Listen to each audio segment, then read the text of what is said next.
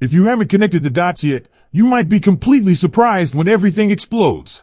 Because what seemed like a simple draft strategy could actually be the first step towards a shocking change that could transform the entire offense even before the start of the 2026 season.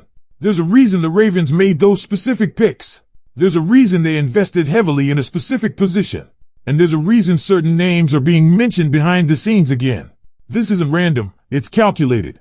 But before I reveal what's really going on and why this could be much bigger than anyone expected, like this post right now if you truly believe in this team for 2026.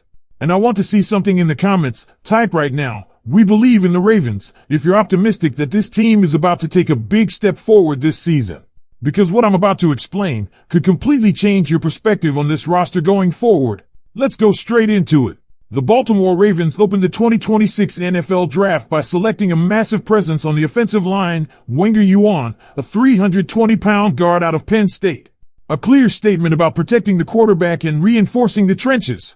Then in the second round, they added Zion Young, an edge rusher from Missouri, a player with intensity and a mentality that already has fans excited. But the real story begins in rounds 3 and 4. That's where things got very interesting. Back-to-back wide receivers. Jacoby Lane from USC and Elijah Sarrett from Indiana. Two completely different profiles, but both bringing size, physicality, and red zone potential. And here's the key point, this wasn't just about adding talent. This felt like a message. Because when you look at this wide receiver room right now, it's getting crowded very quickly.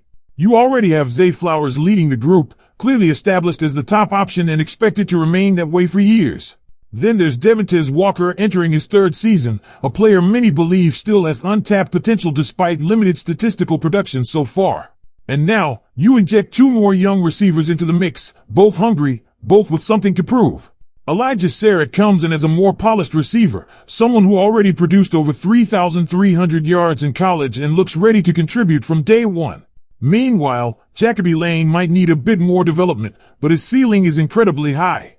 At 6 feet 4 inches, with his athletic traits, he could become something special if everything clicks. So when you put all of that together, it naturally raises one big question. What does this mean for Rashad Bateman? Because if you go back just a year, the expectations around him were completely different. After signing his contract extension, there was real belief that he could become the #1 receiver for this team. The excitement was real. But then came the 2025 season, and it didn't go as planned. 19 catches. Just 200 yards. And it wasn't just about low volume. The advanced metrics paint an even tougher picture. He struggled to get open, his catch rate dropped to 50%, his efficiency numbers declined across the board, and his separation metrics were among the worst of his career. That changes everything. Because now, you're looking at a player who not only underperformed statistically but also didn't show the playmaking ability the team was counting on. And at the same time, the front office just brought in two new receivers who are already being viewed as legitimate contributors. And here's where it gets even more interesting. There have already been trade discussions involving Bateman in the past. Teams like Dallas reportedly looked into acquiring him during their search for wide receiver help, and more recently, his name has come up again in lead conversations alongside other receivers who are being evaluated on the trade market. So this isn't a new idea. This has been building. And now, after this draft, it feels more real than ever. Because timing matters in the NFL. And if you're going to move a player, you want to do it when there's still perceived value. Bateman is only a couple of years removed from a solid season, and there are still teams out there desperate for wide receiver help.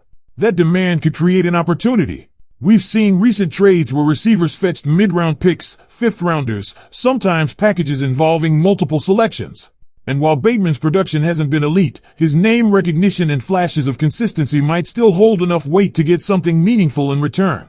Now add to that the fact that teams like Washington, Miami, Los Angeles, Buffalo, and Atlanta are all in situations where they could use more depth or playmaking at the position.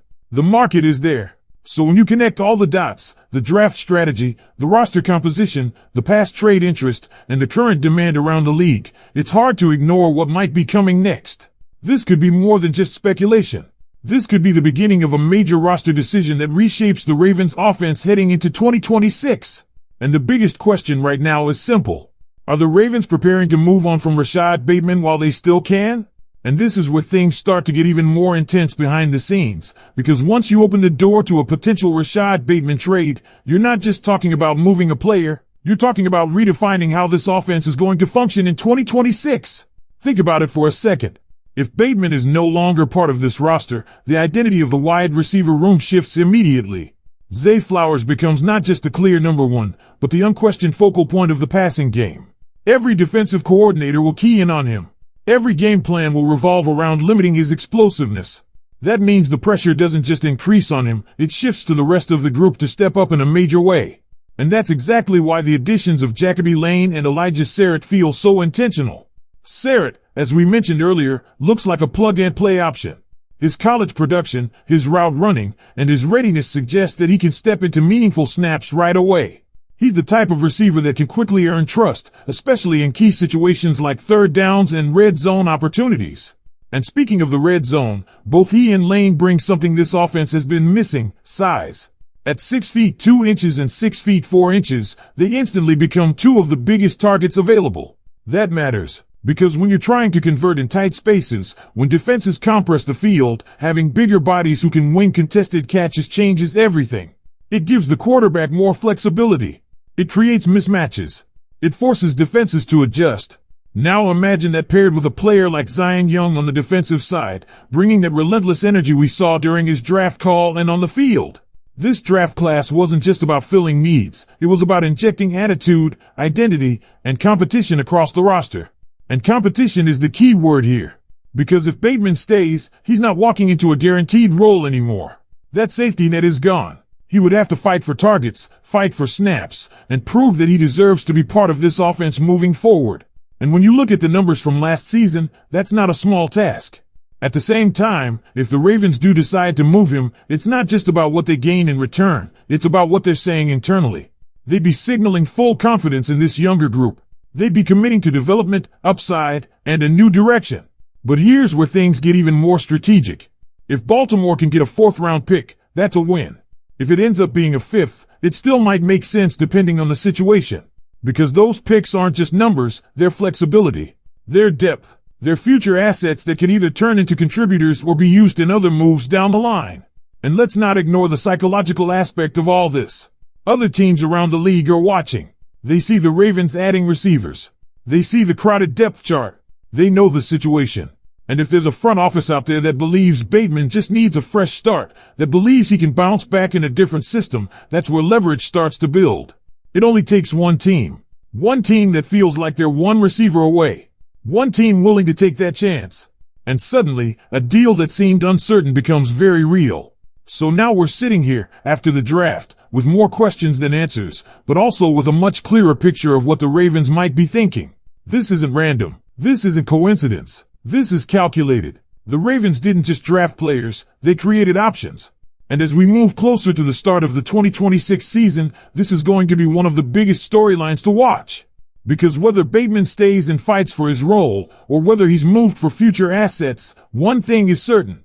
This wide receiver room is changing. And it's changing fast. And this is exactly why the next few weeks are going to be absolutely critical for Baltimore, because every move